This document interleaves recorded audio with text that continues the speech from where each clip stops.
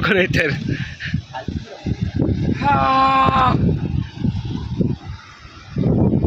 एकच प्रॉब्लेम इथे जो आहे, आर्यन किंवा डाकवे काय मी म्हणतो तुला ते, तो मी ऑब्झर्व केलाय.